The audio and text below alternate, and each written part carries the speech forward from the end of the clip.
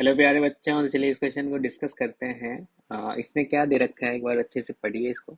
इसने बोला if each term of A geometric progression a1 a2 a3 with a1 equals to 1 upon 8 and a2 not equals to a1। यहाँ पे ये clearly बता दिया है जो ये इक्वल नहीं है, मतलब कॉमन रेशियो का वैल्यू 1 तो नहीं होगा। ठीक है ना, ऐसा।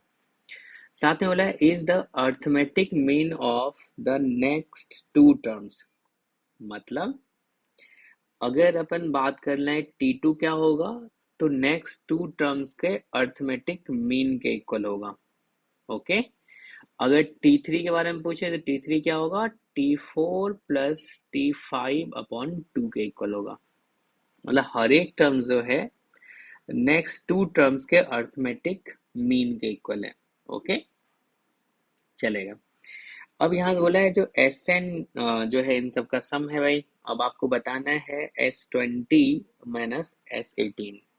पहला काम तो अपना क्या होना चाहिए, जो भाई जीपी का टर्म्स आप कुछ ऐसा लिख लोगे, और जो बोला गया है उसके अकॉर्डिंग अगर अपन सेकेंड टर्म्स के बारे में बात करें, सेकेंड टर्म जो होगा क्या वो T3 प्लस T4/2 के इक्वल होगा, मतलब नेक्स्ट टू टर्म के अर्थमेटिक मीन के इक्वल होगा।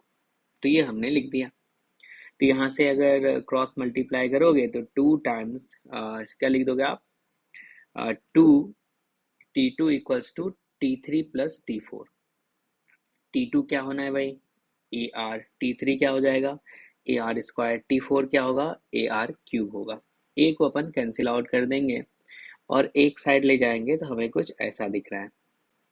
एक तो आपको पता है जीपी का कॉमन रेशियो तो जीरो नहीं होना है, इसको आप हटा दीजिए।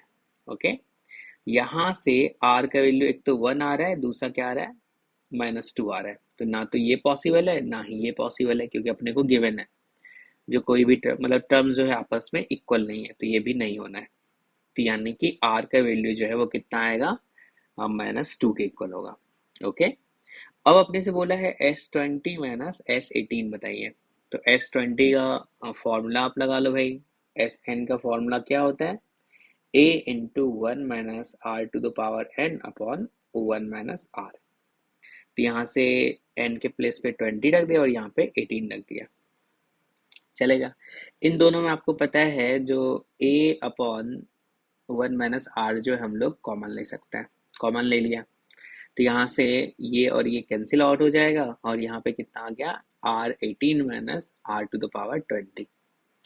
अब r का वैल्यू जो है वो कितना है भाई, -2 है। तो ये वाला पार्ट आप रख दीजिए यहाँ पे, ठीक है ना। तो आपको पता है इनमें 2 टू द पावर 18 अगर कॉमन लेंगे तो ये कितना होगा, क्या ये 1 माइनस 2²।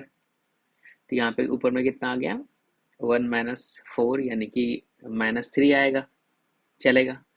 तो -3 आएगा, देन आपको लग रहा है ये और ये कैंसिल हो जाएगा, तो ये कुछ नीचे में क्या था, 8 था, ठीक है ना, यहाँ पे क्योंकि a का वैल्यू जो है वो कितना दे रखा है, 1/8 दे रखा है। तो इस वाले पार्ट को अगर कैलकुलेट करोगे तो आपको पता चल रहा है जो कितना आ जाएगा, -2 टू द पावर 15 आ जाएगा। सिंपल कैलकुलेशन है। तो इस क्वेश्चन का जो आंसर होगा वो -2 टू द पावर 15 आएगा, ठीक है ना।